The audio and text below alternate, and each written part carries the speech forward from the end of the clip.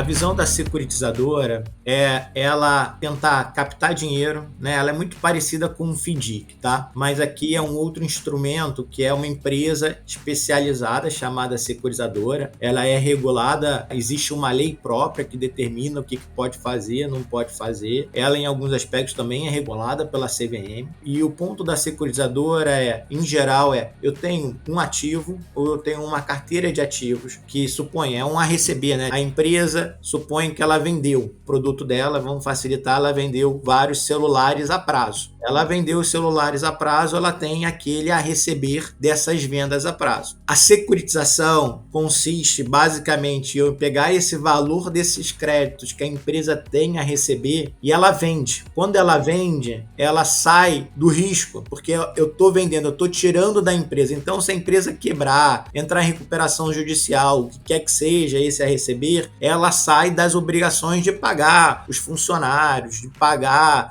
os credores dessa empresa, o que for, porque aquele ativo que é esse a receber dela, ela vendeu para alguém. Ela vendeu para quem? Para a securitizadora. E como é que a securitizadora vai e compra esses ativos? Ela compra porque a securitizadora emitiu um título, que o mercado conhece hoje muito mais, que é um CRA, que é um título de agronegócio, um CRI, que é um título imobiliário, mas existem outros, que é o título, que é o CR, que é o título de recebíveis, de um modo geral, ou poderia ser um instrumento que a gente chama de debênture. Então, quando ela capta esse dinheiro, ela capta com um propósito único, exclusivo de comprar esses ativos. E uma vez que ela compra esses ativos, o investidor vai receber as parcelas, os pagamentos provenientes da arrecadação, aqui nesse caso, do que está sendo pago de cada um que comprou os celulares e está pagando os celulares. Então, a securitização consiste em tirar todo o exterior e todos os possíveis impactos do que pode ser dependente do controle daquele a receber, né? Que se tivesse na empresa que ela vendeu, se ela quebrar, pode ter muitos outros problemas e o investidor não receber, para separar, bloquear e garantir que aquele fluxo daqueles ativos, o investidor que comprou, que investiu, vai receber depois, se performar direitinho e tudo mais. Então, isso é uma securitização, é quando você segrega e você traz dinheiro para investir. Né? Se a gente fosse fazer um paralelismo, é muito o que o FDIC faz, né? Que a gente também vem falando muito, que é ter um fundo de investimento em direitos creditórios, que o investidor entra no fundo e ele compra esses direitos creditórios. Esses direitos creditórios, a mesma coisa, o fundo comprou de alguém. A securitização funciona da mesma forma. Quais são benefícios e diferenças entre securitização e FDIC, que eu acho que é importante também a gente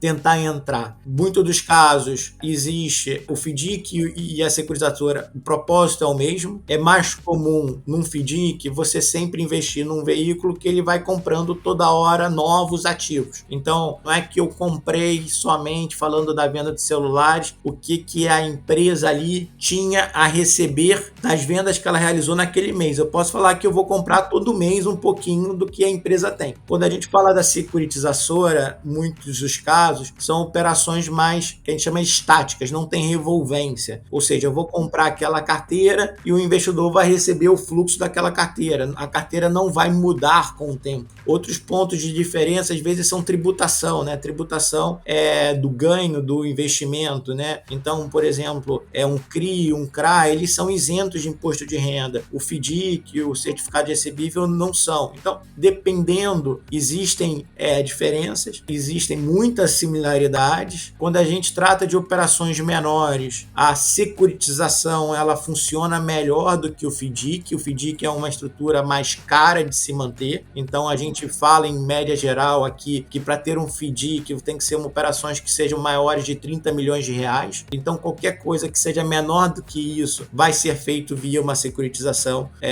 normalmente. Então essas são um pouco as diferenças, mas a securitização é basicamente isso que eu tentei explicar.